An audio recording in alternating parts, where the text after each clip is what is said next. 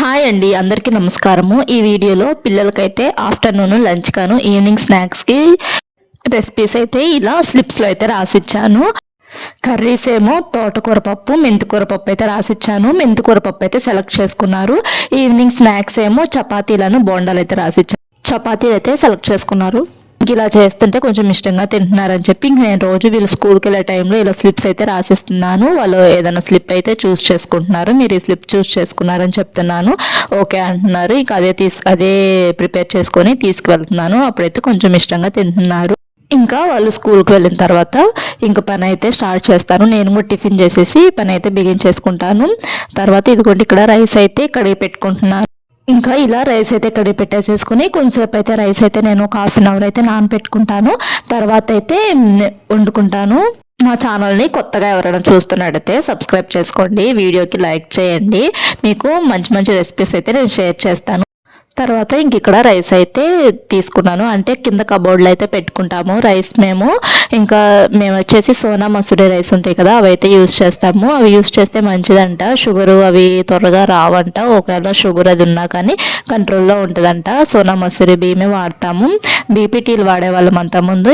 ఇంకా వాటికన్నా ఇవే మంచివి అంటున్నారని చెప్పి ఇంక ఇవే యూజ్ చేస్తున్నాము. ఇవైనా కానీ ఒక హాఫ్ అన్ అవర్ నానబెట్టుకొని వండుకుంటే బాగుంటుంది. దానికి దీనికి ఎంతో తేడా కూడా ఉండదు. 50 రూపీస్ అలా అయితే తేడా ఉండిద్ది. ఇంకా రైస్ అయితే 2 టైమ్స్ అయితే వాష్ చేసేసుకుని ఆ వాటర్ నేను పడబోయకుండా ఓ పక్కన అయితే పెట్టుకుంటాను. అంటే మొక్కలకు పోసుకుంటే మంచిది ఆ వాటరు. ఇంకా తర్వాత ఇదిగోండి కందిపప్పు అయితే తీసుకుంటున్నాను. పప్పుని నేను కొంచెం ఫ్రై చేసుకుంటాను. ఫ్రై చేసుకున్న తర్వాత కొంచెం సేపు చల్లారిన తర్వాత అయితే వాష్ చేసుకుంటాను ఆ కందిపప్పుని. ఇలా చేసుకోవడం వల్ల పప్పు అనేది చాలా టేస్ట్గా ఉంటుంది. ఎవరికైనా తెలియకపోతే ఇలా అయితే ట్రై చేయండి. నేనైతే ఇలానే చేస్తాను. చాలా టేస్ట్గా ఉంటుంది. అంతకుముందు మామూలుగా చేసేదాన్ని, అంత టేస్ట్ అయితే అనిపించేది కాదు. ఇంకా ఇలా చేస్తుంటే కొంచెం టేస్ట్గా అయితే ఉంటుంది. అంటే బాగా ఏం ఫ్రై చేసుకోవసరం లేదు. కొంచెం ఒక లైట్గా 5 మినిట్స్ అలా ఫ్రై చేసుకుంటే సరిపోతుంది. ఇంక ఇదిగోండి ఇంకే పప్పు అయితే తీసుకున్నాను. ఇంక తర్వాత ఒక కట్టకి నేను మెంతికూరకి ఈ పప్పు అయితే తీసుకున్నాను. తర్వాత ఇదిగోండి ఇంక ఇలా కలుపుకుంటూ ఇలా అయితే ఫ్రై చేసుకున్నాను. తర్వాత మెంతికూర కూడా తీసుకొని ఇలా కట్ చేసుకోవాలి. చివర్లో అయితే కట్ చేసేసుకుని అది కూడా వాష్ చేసుకోవాలి. మెంతికూర కూడా ఇంకోండి ఇక్కడ చల్లారిన తర్వాత ఇది అయితే కడిగేసుకుంటున్నాను కందిపప్పుని. ఇంక తర్వాత మెంతికూర కూడా కడిగేసేసుకున్నాను. ఇలా కట్ చేసుకోవాలి. చివర్లో కట్ చేసుకుంటే సరిపోతుంది. కాడల్లోనే కొంచెం బలం అనేది ఉంటుందంట. ఇంక తర్వాత అదైతే వేసేసుకున్నాను. తర్వాత టమోటాలు కూడా ఇంక ఇలా 5 టమోటాస్ అయితే వేసుకున్నాను. ఇంకా ఈ టమోటాలు కూడా కట్ చేసుకొని పప్పులో వేసుకున్నాను. కొంచెం చింతపండు, ఉప్పు, పసుపు, కారము, పచ్చిమిరపకాయలు అయితే వేసుకొని మూత అయితే పెట్టేసేసుకొని ఒక 5 విజిల్స్ అయితే రానిచ్చిన తర్వాత ఇంకా మెదిపేసేసుకున్నాను. ఇంకా తర్వాత ఇవైతే ఒడియాలు ఉంటాయి కదా, అవి ఇంట్లో చేసినవి. సమ్మర్లో అయితే మా అమ్మ వాళ్ళు అయితే ఇలా చేసి పంపిస్తారు మాకు. ఇంక ఈ ఒడియాలు అయితే ఇలా అయితే ఫ్రై చేసుకుంటున్నాను. ఇంక ఎప్పుడైనా నేను పప్పు వండినప్పుడు తాలింపు వేసే ముందు కొంచెం ఆయిల్ అయితే బాండీలో వేసుకొని ఇంక ఇవి ఫ్రై చేసుకున్న తర్వాత ఆయిల్లోనే తాలింపు అయితే వేస్తాను.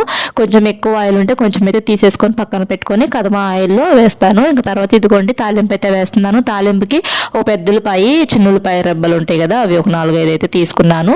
అవి కొంచెం బాగా ఫ్రై అవ్వాలి. బాగా ఫ్రై అయిన తర్వాత తాలింపు గింజలు ఉంటాయి కదా, అవి వేసుకున్నాను. సింపుల్గా ఇలా అయితే వేసుకుంటాను నేను తాలింపు.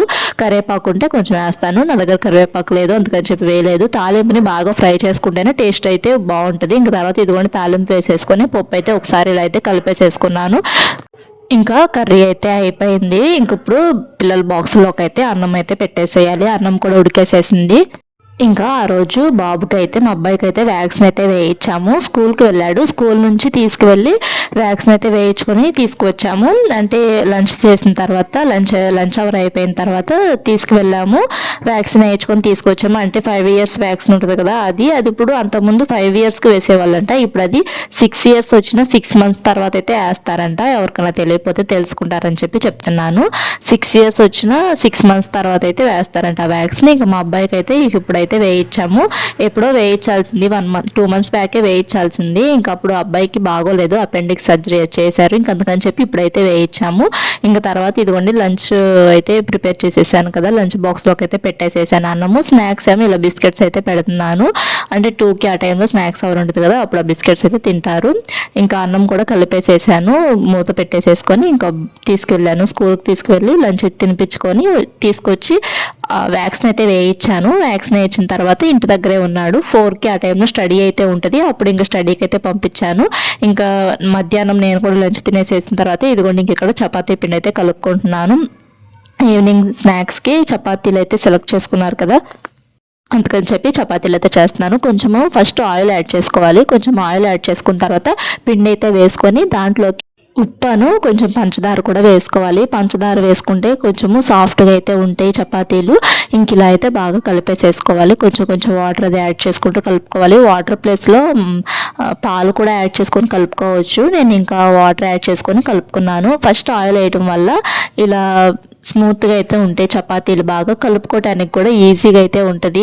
ఇంక ఇలా చపాతీ పిండి అయితే కలిపేసేసుకొని ఒక పక్కన అయితే పెట్టేసేసుకున్నాను. ఒక 1/2 అవర్ అయితే నానబెట్టేసేసుకుంటాను. తర్వాత ఇంకా చపాతీలు చేసుకొని చపాతీలు కాల్చుకుంటాను.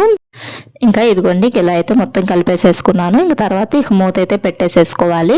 ఇక ఇలా మూత పెట్టేసేసుకున్న తర్వాత ఇంక ఇదిగోండి స్టవ్ మీద నేను ఇంకా దోశల పెనం అయితే పెట్టుకుంటున్నాను. ఇది ప్రెస్టేజ్ది డీమార్ట్లో అయితే తీసుకున్నాను నేను. నాకు అప్పుడు నేను తీసుకున్నప్పుడు 1000 రూపాయలు అయింది. అది పాడైపోయింది, సరిగ్గా రావట్లేదు దోశలు. ఇంక అందుకని చెప్పి దాన్ని నేను ఇంకా చపాతీలకి యూజ్ చేయడానికి అయితే వాడుతున్నాను. నేను దోశలకు వేరుగా యూజ్ చేస్తాను, చపాతీలకు వేరుగా యూజ్ చేస్తాను. అంటే దోశలు వేసే దాని మీద చపాతీలు వేస్తే దోశలు మళ్ళీ రావు కదా, అందుకని చెప్పి ఇంకా అలా అయితే యూజ్ చేస్తున్నాను. అది తిరిగి దోశలు రావట్లేదు సరిగ్గా, ఇంక అందుకని చెప్పి చపాతీలు వేస్తున్నాను. ఇంక ఇదిగోండి చపాతీలు అయితే చేసేసేసుకున్నాను. చెరువు చపాతీ అయితే పెట్టేసేసి కొంచెం పంచదార అయితే వేసిచ్చాను. టమోటా సాస్ వేద్దామంటే లేదు ఇంట్లో, అందుకని చెప్పి ఇంకా కొంచెం పంచదార అయితే వేసిచ్చాను పిల్లలకి. వీడియో ఎలా ఉందో కామెంట్ చేయండి. వీడియో కనుక మీకు నచ్చినట్టయితే లైక్ చేయండి. మా ఛానల్ని కొత్తగా ఎవరైనా చూస్తుంటే సబ్స్క్రైబ్ చేసుకోండి. మంచి మంచి రెసిపీస్ అయితే షేర్ చేస్తాను. ఇంక ఈ వీడియో అయితే ఇంతేనండి. ఈ వీడియోని స్కిప్ చేయకుండా చివరి వరకు చూసినందుకు చాలా థ్యాంక్స్. ఇంక ఈ వీడియో అయితే థ్యాంక్స్ ఫర్ వాచింగ్.